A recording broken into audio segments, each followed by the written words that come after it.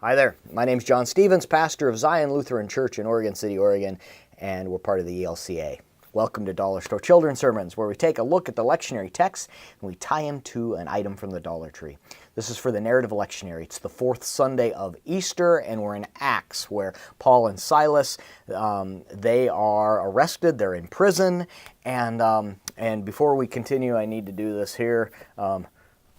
Captain, we can't take any more. The shields, they're only at 20%. Okay, there we are. That's my reference to Star Trek and earthquakes, and not really earthquakes, but the whole battle scene. Anyway, with the shaking. And for those of you who are in California and other earthquake-ridden places, I don't have a clue about earthquakes. I've been in one or two earthquakes, and nothing like you guys have been in. So it's one of those things where you guys have much more of a personal experience about this. For what I'm thinking about, the two directions I'm going, two items. One is not using an item. One is having the kids, you're there, and having, just like in the Star Trek, you can talk about how in movies where there's the earthquakes,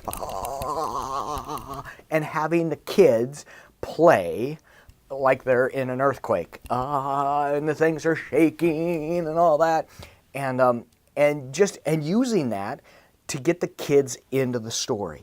That here's this thing, and the gates are, all the gates in the jail are open, and just using that for ultimately the idea that God sets us free. And that freedom comes much more than just the gates of the jail coming open, because Paul and Silas, they don't run out. There's a sense of that conversation that takes place. And that is wonderful good news, because the good news is that we are set free. And so using that as the springboard of talking about of how God sets us free, and the story that the good news of Christ's death and resurrection, and how that frees us.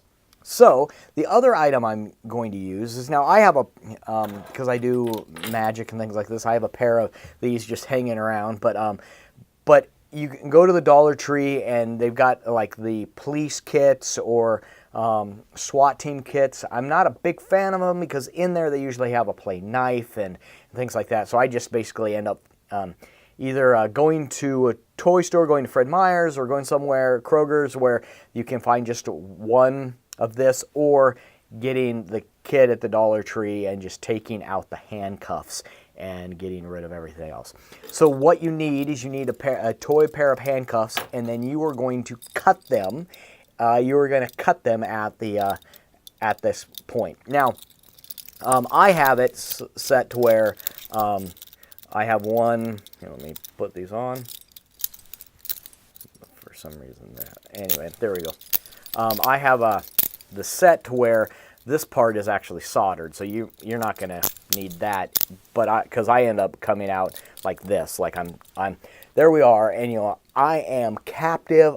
There's nothing I can do. There we are. Okay, so now we know that we're captive, and the idea is this. Because you can walk in and you can just have your hands together like this, like that you're captive and things like that, but that talking about how Christ has set us free, or this idea that there are times that we've been set free and we don't act like it. We've been set free and we're still in the prison.